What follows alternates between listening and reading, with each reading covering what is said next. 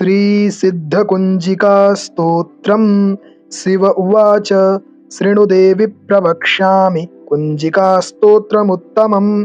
येन मन्त्रप्रभावेण चण्डीजापः शुभो भवेत्।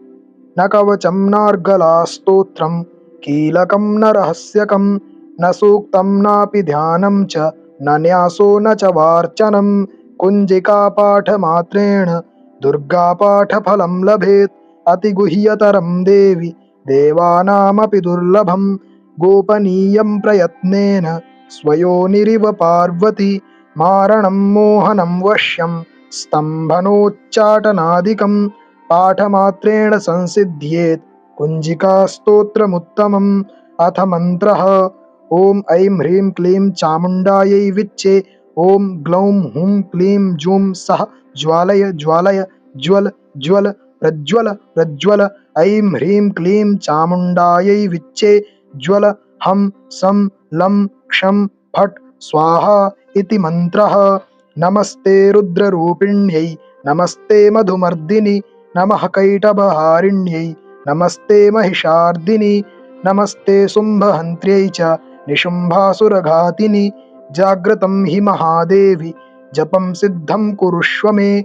ऐंकारी सृष्टिरूपायै ह्रींकारी प्रतिपालिका क्लींकारी कामरूपिण्यै बीजरूपे नमोऽस्तु ते। चामुण्डा चण्डघाती च यैकारी वरदायिनी विच्चे चाभयदा नित्यं नमस्ते मन्त्ररूपिणी। धां धीं धूं धूर्जटेः पत्नी वां वीं वूं वागधीश्वरी। क्रां क्रीं क्रूं कालिका देवी शां सीं शूं मे शुभं कुरु। हुं हुं हुंकाररूपिण्यै जं जं जं जम्भनादिनि भ्रां ह्रीं भ्रूं भैरवी भद्रे भवान्यै ते नमो नमः। अं कं चं टं तं पं यं शं वीं दुं ऐं वीं हं क्षं धिजाग्रं धिजाग्रं त्रोटय त्रोटय दीप्तं कुरु कुरु स्वाहा। पां पीं पूं पार्वती पूर्णा खां खीं खूं खेचरी तथा सां सीं सूं सप्तसती देव्या मन्त्रसिद्धिं कुरुष्व मे। इदं तु कुञ्जिकास्तोत्रं मन्त्रजागर्ति हेतवे अभक्तेनैव दातव्यं गोपितं रक्ष पार्वती। यस्तु कुञ्जिकया देवी हीनां सप्तसतीं पठेत् न तस्य जायते सिद्धिररण्ये रोदनं यथा। शिव उवाच शृणुदेवि प्रवक्ष्यामि कुञ्जिकास्तोत्रमुत्तमम्। येन मन्त्रप्रभावेण चण्डीजापः शुभो भवेत्।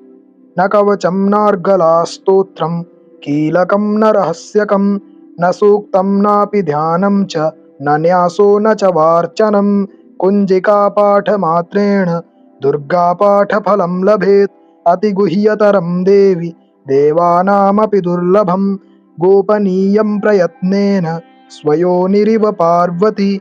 मारणं मोहनं वश्यं स्तम्भनोच्चाटनादिकं पाठमात्रेण संसिद्ध्येत् कुञ्जिकास्तोत्रमुत्तमम्। अथ मन्त्रः। ॐ ऐं ह्रीं क्लीं चामुण्डायै विच्चे। ॐ ग्लौं हुं क्लीं जूं सः ज्वालय ज्वालय ज्वल ज्वल प्रज्वल प्रज्वल। ऐं ह्रीं क्लीं चामुण्डायै विच्चे। ज्वल हं सं लं क्षं फट् स्वाहा इति मन्त्रः। नमस्ते रुद्ररूपिण्यै नमस्ते मधुमर्दिनि नमः कैटभहारिण्यै नमस्ते महिषार्दिनि नमस्ते शुम्भहन्त्र्यै च निशुम्भासुरघातिनि। जाग्रतं हि महादेवि जपं सिद्धं कुरुष्व मे। ऐंकारी सृष्टिरूपायै ह्रींकारी प्रतिपालिका क्लींकारी कामरूपिण्यै बीजरूपे नमोऽस्तु ते। चामुण्डा चण्डघाती च यैकारी वरदायिनी विच्चे चाभयदा नित्यं नमस्ते मन्त्ररूपिणी। धां धीं धूं धूर्जटेः पत्नी वां वीं वूं वागधीश्वरी। क्रां क्रीं क्रूं कालिका देवी शां सीं शूं मे शुभं कुरु। हुं हुं हुंकाररूपिण्यै जं जं जं जम्भनादिनि भ्रां ह्रीं भ्रूं भैरवी भद्रे भवान्यै ते नमो नमः। अं कं चं टं तं पं यं शं वीं दुं ऐं वीं हं क्षं धिजाग्रं धिजाग्रं त्रोटय त्रोटय दीप्तं कुरु कुरु स्वाहा। आं पीं पौं पार्वती पूर्णा, खां खीं खूं खेचरी तथा। सां सीं सूं सप्तसती देव्या मन्त्रसिद्धिं कुरुष्व मे। इदं तु कुञ्जिकास्तोत्रं मन्त्रजागर्ति हेतवे। अभक्तेनैव दातव्यं गोपितं रक्ष पार्वती। यस्तु कुञ्जिकया देवी हीनां सप्तसतीं पठेत् न तस्य जायते सिद्धिररण्ये रोदनं यथा। शिव उवाच शृणु देवि प्रवक्ष्यामि कुञ्जिकास्तोत्रमुत्तमं। येन मन्त्रप्रभावेण चण्डीजापः शुभो भवेत्। न कवचं नार्गलास्तोत्रं कीलकं न रहस्यकं न सूक्तं नापि ध्यानं च न न्यासो न च वार्चनं। कुञ्जिकापाठमात्रेण दुर्गापाठफलं लभेत्।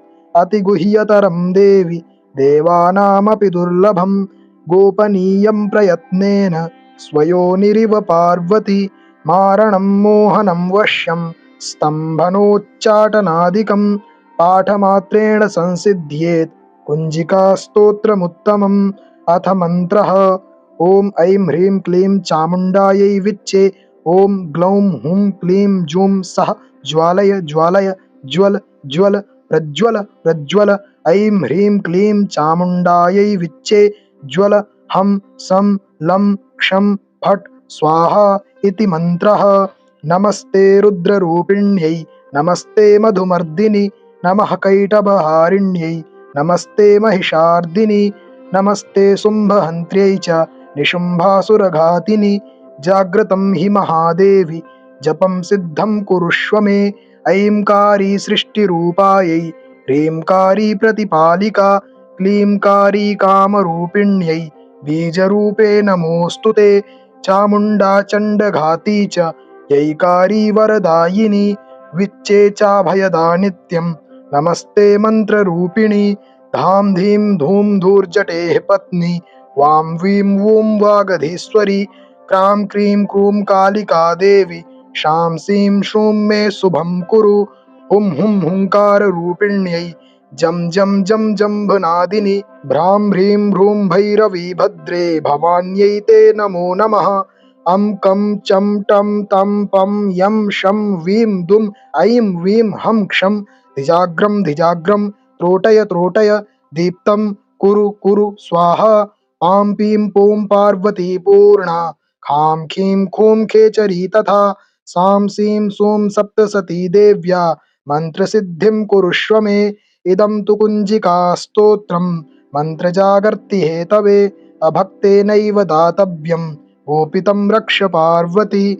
यस्तु कुञ्जिकया देवी हीनां सप्तसतीं पठेत् न तस्य जायते सिद्धिररण्ये रोदनं यथा। शिव उवाच शृणु देवि प्रवक्ष्यामि कुञ्जिकास्तोत्रमुत्तमं। येन मन्त्रप्रभावेण चण्डीजापः शुभो भवेत्। न कवचं नार्गलास्तोत्रं कीलकं न रहस्यकं न सूक्तं नापि ध्यानं च न न्यासो न च वार्चनं। कुञ्जिकापाठमात्रेण दुर्गापाठफलं लभेत्। अतिगुह्यतरं देवि देवानामपि दुर्लभं। गोपनीयं प्रयत्नेन स्वयोनिरिव पार्वती। मारणं मोहनं वश्यं स्तम्भनोच्चाटनादिकं पाठमात्रेण संसिद्ध्येत् कुञ्जिकास्तोत्रमुत्तमम्। अथ मन्त्रः। ॐ ऐं ह्रीं क्लीं चामुण्डायै विच्चे। ॐ ग्लौं हुं क्लीं जूं सः ज्वालय ज्वालय ज्वल ज्वल प्रज्वल प्रज्वल। ऐं ह्रीं क्लीं चामुण्डायै विच्चे। ज्वल हं सं लं क्षं फट् स्वाहा इति मन्त्रः। नमस्ते रुद्ररूपिण्यै नमस्ते मधुमर्दिनि नमः कैटभहारिण्यै नमस्ते महिषार्दिनि नमस्ते शुम्भहन्त्र्यै च निशुम्भासुरघातिनि। जाग्रतं हि महादेवि जपं सिद्धं कुरुष्व मे। ऐंकारी सृष्टिरूपायै ह्रींकारी प्रतिपालिका क्लींकारी कामरूपिण्यै बीजरूपे नमोऽस्तु ते। चामुण्डा चण्डघाती च जैकारी वरदायिनी विच्चे चाभयदा नित्यं नमस्ते मन्त्ररूपिणी। धाम धीम धूम धूर्जटेः पत्नी वां वीं वूं वागधीश्वरी क्रां क्रीं क्रूं कालिका देवी शां सीं शूं मे शुभं कुरु हुं हुं हुंकाररूपिण्यै जं जं जं जम्भनादिनि भ्रां ह्रीं भ्रूं भैरवी भद्रे भवान्यै ते नमो नमः अं कं चं टं तं पं यं शं वीं दुं ऐं वीं हं क्षं धिजाग्रं धिजाग्रं त्रोटय त्रोटय दीप्तं कुरु कुरु स्वाहा आं पीं पूं पार्वती पूर्णा खां खीं खूं खेचरी तथा सां सीं सूं सप्तसती देव्या मन्त्रसिद्धिं कुरुष्व मे इदं तु कुञ्जिकास्तोत्रं मन्त्रजागर्ति हेतवे अभक्तेनैव दातव्यं गोपितं रक्ष पार्वती यस्तु कुञ्जिकया देवी हीनां सप्तसतीं पठेत् न तस्य जायते सिद्धि ररण्ये रोदनं यथा शिव उवाच शृणु देवि प्रवक्ष्यामि कुञ्जिकास्तोत्रमुत्तमं येन मन्त्रप्रभावेण चण्डीजापः शुभो भवेत् न कवचं नार्गलास्तोत्रं कीलकं न रहस्यकं न सूक्तं नापि ध्यानं च न न्यासो न च वार्चनं कुञ्जिकापाठमात्रेण दुर्गापाठफलं लभेत् अतिगुह्यतरं देवि देवानामपि दुर्लभं गोपनीयं प्रयत्नेन स्वयोनिरिव पार्वती मारणं मोहनं वश्यं स्तम्भनोच्चाटनादिकं पाठमात्रेण संसिद्ध्येत् कुञ्जिकास्तोत्रमुत्तमम् अथ मन्त्रः ॐ ऐं ह्रीं क्लीं चामुण्डायै विच्चे ॐ ग्लौं हुं क्लीं जूं सः ज्वालय ज्वालय ज्वल ज्वल प्रज्वल प्रज्वल ऐं ह्रीं क्लीं चामुण्डायै विच्चे ज्वल हं सं लं क्षं फट् स्वाहा इति मन्त्रः नमस्ते रुद्ररूपिण्यै नमस्ते मधुमर्दिनि नमः कैटभहारिण्यै नमस्ते महिषार्दिनि नमस्ते शुम्भहन्त्र्यै च निशुम्भासुरघातिनि जाग्रतं हि महादेवि जपं सिद्धं कुरुष्व मे ऐंकारी सृष्टिरूपायै ह्रींकारी प्रतिपालिका क्लींकारी कामरूपिण्यै बीजरूपे नमोऽस्तु ते चामुण्डा चण्डघाती च यैकारी वरदायिनी विच्चे चाभयदा नित्यं नमस्ते मन्त्ररूपिणी धां धीं धूं धूर्जटेः पत्नी वां वीं वूं वागधीश्वरी क्रां क्रीं क्रूं कालिका देवी शां सीं शूं मे शुभं कुरु हुं हुं हुंकाररूपिण्यै जं जं जं जम्भनादिनि भ्रां ह्रीं भ्रूं भैरवी भद्रे भवान्यै ते नमो नमः अं कं चं टं तं पं यं शं वीं दुं ऐं वीं हं क्षं धिजाग्रं धिजाग्रं त्रोटय त्रोटय दीप्तं कुरु कुरु स्वाहा आं पीं पूं पार्वती पूर्णा खां खीं खूं खेचरी तथा सां सीं सूं सप्तसती देव्या मन्त्रसिद्धिं कुरुष्व मे इदं तु कुञ्जिकास्तोत्रं मन्त्रजागर्ति हेतवे अभक्तेनैव दातव्यं गोपितं रक्ष पार्वती यस्तु कुञ्जिकया देवी हीनां सप्तसतीं पठेत् न तस्य जायते सिद्धि ररण्ये रोदनं यथा शिव उवाच शृणु देवि प्रवक्ष्यामि कुञ्जिकास्तोत्रमुत्तमं येन मन्त्रप्रभावेण चण्डीजापः शुभो भवेत् न कवचं नार्गलास्तोत्रं कीलकं न रहस्यकं न सूक्तं नापि ध्यानं च न न्यासो न च वार्चनं कुञ्जिकापाठमात्रेण दुर्गापाठफलं लभेत् अतिगुह्यतरं देवि देवानामपि दुर्लभं गोपनीयं प्रयत्नेन स्वयोनिरिव पार्वती मारणं मोहनं वश्यं स्तम्भनोच्चाटनादिकं पाठमात्रेण संसिद्ध्येत् कुञ्जिकास्तोत्रमुत्तमम् अथ मन्त्रः ॐ ऐं ह्रीं क्लीं चामुण्डायै विच्चे ॐ ग्लौं हुं क्लीं जूं सः ज्वालय ज्वालय ज्वल ज्वल प्रज्वल प्रज्वल ऐं ह्रीं क्लीं चामुण्डायै विच्चे ज्वल हं सं लं क्षं फट् स्वाहा इति मन्त्रः नमस्ते रुद्ररूपिण्यै नमस्ते मधुमर्दिनि नमः कैटभहारिण्यै नमस्ते महिषार्दिनि नमस्ते शुम्भहन्त्र्यै च निशुम्भासुरघातिनि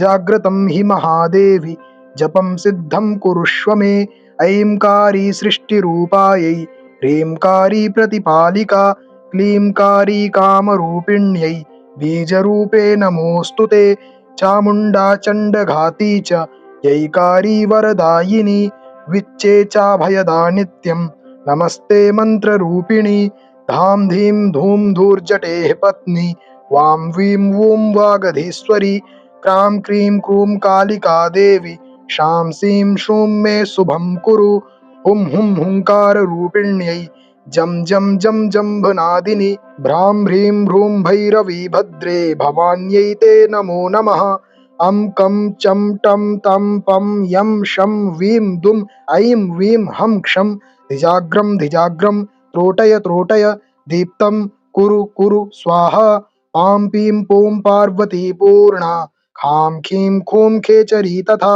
सां सीं सूं सप्तसती देव्या मन्त्रसिद्धिं कुरुष्व मे इदं तु कुञ्जिकास्तोत्रं मन्त्रजागर्ति हेतवे अभक्तेनैव दातव्यं गोपितं रक्ष पार्वती यस्तु कुञ्जिकया देवी हीनां सप्तसतीं पठेत् न तस्य जायते सिद्धिररण्ये रोदनं यथा शिव उवाच शृणु देवि प्रवक्ष्यामि कुञ्जिकास्तोत्रमुत्तमं येन मन्त्रप्रभावेण चण्डीजापः शुभो भवेत् न कवचं नार्गलास्तोत्रं कीलकं न रहस्यकं न सूक्तं नापि ध्यानं च न न्यासो न च वार्चनं कुञ्जिकापाठमात्रेण दुर्गापाठफलं लभेत् अतिगुह्यतरं देवि देवानामपि दुर्लभं गोपनीयं प्रयत्नेन स्वयोनिरिव पार्वती मारणं मोहनं वश्यं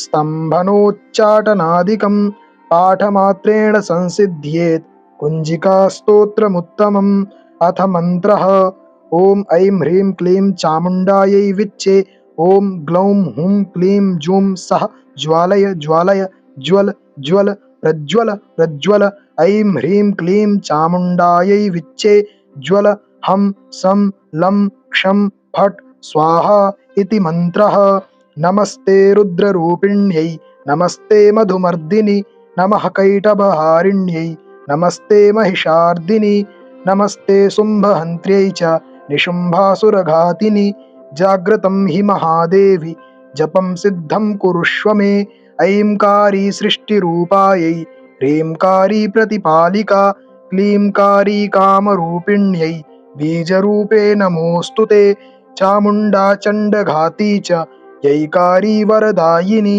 विच्चे चाभयदा नित्यं नमस्ते मन्त्ररूपिणी धां धीं धूं धूर्जटेः पत्नी वां वीं वूं वागधीश्वरी क्रां क्रीं क्रूं कालिका देवी शां सीं शूं मे शुभं कुरु हुं हुं हुङ्काररूपिण्यै जं जं जं जम्भनादिनि भ्रां ह्रीं भ्रूं भैरवी भद्रे भवान्यै ते नमो नमः अं कं चं टं तं पं यं शं वीं दुं ऐं वीं हं क्षं धिजाग्रं त्रोटय त्रोटय दीप्तं कुरु कुरु स्वाहा पां पीं पूं पार्वती पूर्णा खां खीं खूं खेचरी तथा सां सीं सूं सप्तसती देव्या मन्त्रसिद्धिं कुरुष्व मे इदं तु कुञ्जिकास्तोत्रं मन्त्रजागर्ति हेतवे अभक्तेनैव दातव्यं गोपितं रक्ष पार्वती यस्तु कुञ्जिकया देवी हीनां सप्तसतीं पठेत्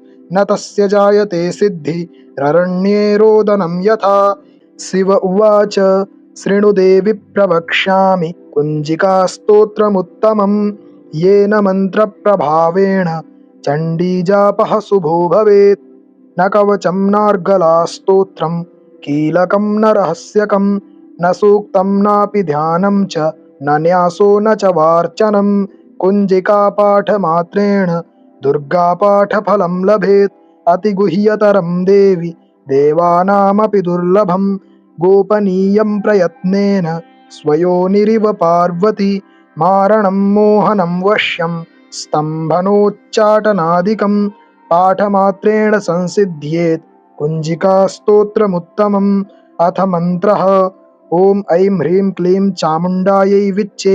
ॐ ग्लौं हुं क्लीं जूं सः ज्वालय ज्वालय ज्वल ज्वल प्रज्वल प्रज्वल। ऐं ह्रीं क्लीं चामुण्डायै विच्चे। ज्वल हं सं लं क्षं फट् स्वाहा इति मन्त्रः। नमस्ते रुद्ररूपिण्यै नमस्ते मधुमर्दिनि नमः कैटभहारिण्यै नमस्ते महिषार्दिनि नमस्ते शुम्भहन्त्र्यै च निशुम्भासुरघातिनि। जाग्रतं हि महादेवि जपं सिद्धं कुरुष्व मे। ऐंकारी सृष्टिरूपायै ह्रींकारी प्रतिपालिका क्लींकारी कामरूपिण्यै बीजरूपे नमोऽस्तु ते। चामुण्डा चण्डघाती च यैकारी वरदायिनी विच्चे चाभयदा नित्यं नमस्ते मन्त्ररूपिणी।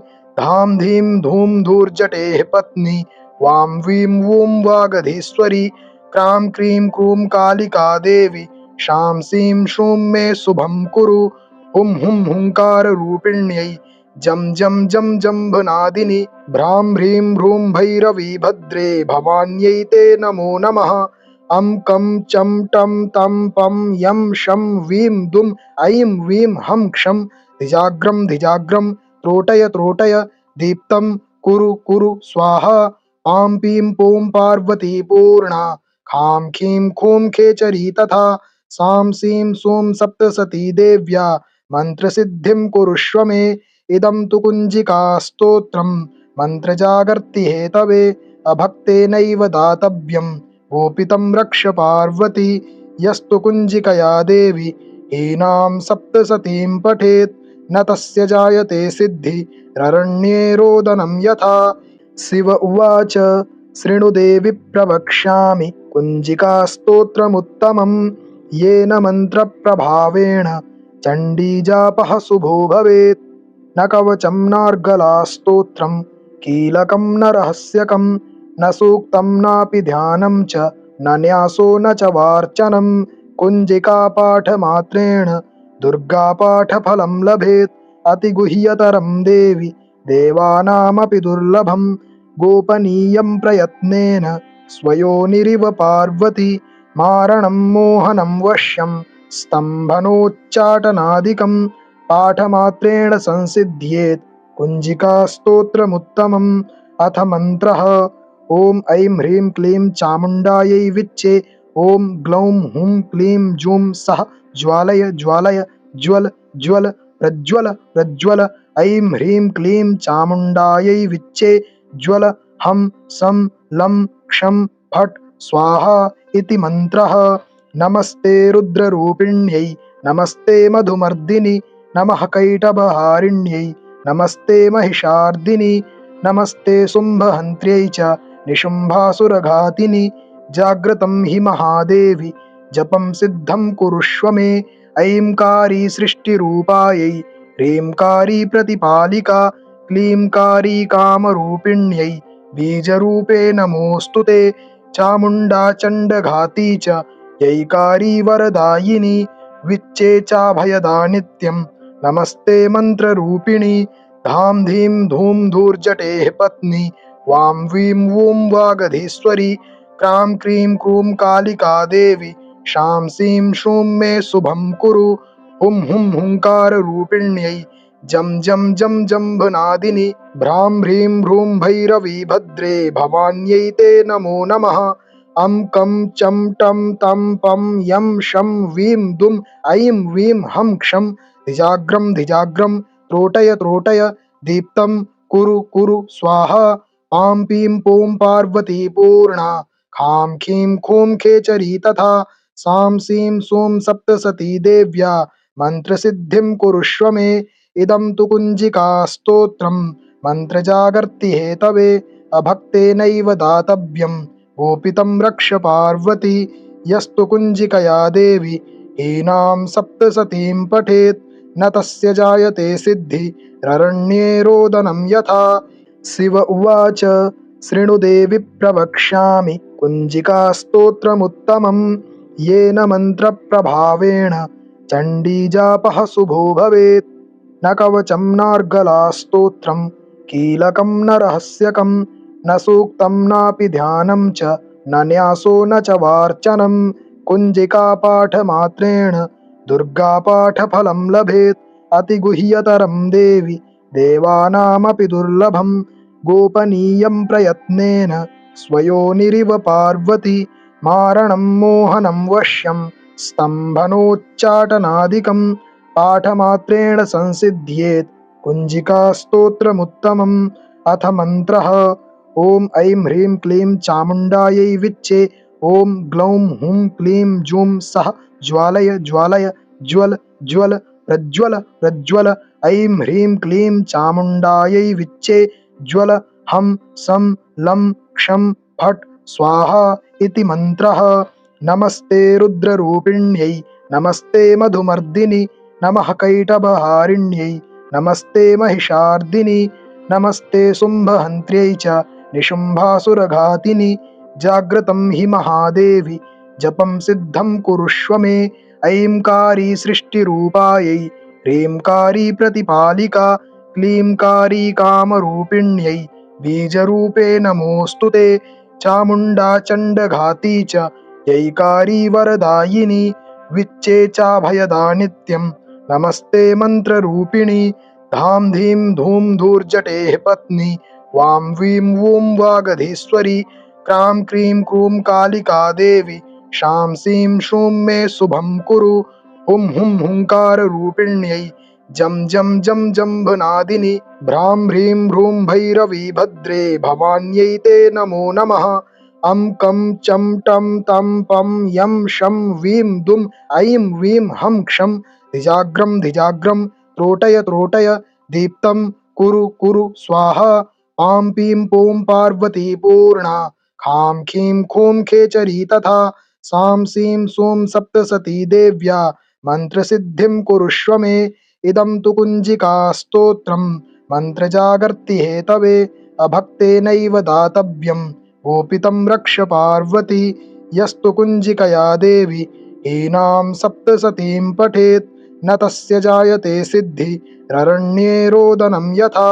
शिव उवाच शृणु देवि प्रवक्ष्यामि कुञ्जिकास्तोत्रमुत्तमं येन मन्त्रप्रभावेण चण्डीजापः शुभो भवेत् न कवचं नार्गलास्तोत्रं कीलकं न रहस्यकं न सूक्तं नापि ध्यानं च न न्यासो न च वार्चनं कुञ्जिकापाठमात्रेण दुर्गापाठफलं लभेत् अतिगुह्यतरं देवि देवानामपि दुर्लभं गोपनीयं प्रयत्नेन स्वयोनिरिव पार्वती मारणं मोहनं वश्यं स्तम्भनोच्चाटनादिकं पाठमात्रेण संसिद्ध्येत् कुञ्जिकास्तोत्रमुत्तमम् अथ मन्त्रः ॐ ऐं ह्रीं क्लीं चामुण्डायै विच्चे ॐ ग्लौं हुं क्लीं जूं सः ज्वालय ज्वालय ज्वल ज्वल प्रज्वल प्रज्वल ऐं ह्रीं क्लीं चामुण्डायै विच्चे ज्वल हं सं लं क्षं फट् स्वाहा इति मन्त्रः। नमस्ते रुद्ररूपिण्यै नमस्ते मधुमर्दिनि नमः कैटभहारिण्यै नमस्ते महिषार्दिनि नमस्ते शुम्भहन्त्र्यै च निशुम्भासुरघातिनि जाग्रतं हि महादेवि जपं सिद्धं कुरुष्व मे ऐंकारी सृष्टिरूपायै ह्रींकारी प्रतिपालिका क्लींकारी कामरूपिण्यै बीजरूपे नमोऽस्तु ते चामुण्डा चण्डघाती च यैकारी वरदायिनी विच्चे चाभयदा नित्यं नमस्ते मन्त्ररूपिणी धां धीं धूं धूर्जटेः पत्नी वां वीं वूं वागधीश्वरी क्रां क्रीं क्रूं कालिका देवी शां सीं शूं मे शुभं कुरु हुं हुं हुङ्काररूपिण्यै जं जं जं जम्भनादिनि भ्रां ह्रीं भ्रूं भैरवी भद्रे भवान्यै ते नमो नमः अं कं चं टं तं पं यं शं वीं दुं ऐं वीं हं क्षं धिजाग्रं धिजाग्रं त्रोटय त्रोटय दीप्तं कुरु कुरु स्वाहा आं पीं पूं पार्वती पूर्णा खां खीं खूं खेचरी तथा सां सीं सूं सप्तसती देव्या मन्त्रसिद्धिं कुरुष्व मे इदं तु कुञ्जिकास्तोत्रं मन्त्रजागर्ति हेतवे अभक्तेनैव दातव्यं गोपितं रक्ष पार्वती यस्तु कुञ्जिकया देवी हीनां सप्तसतीं पठेत् न तस्य जायते सिद्धिररण्ये रोदनं यथा इति श्रीरुद्रयामले गौरीतन्त्रे शिवपार्वतीसंवादे कुञ्जिकास्तोत्रं सम्पूर्णम्।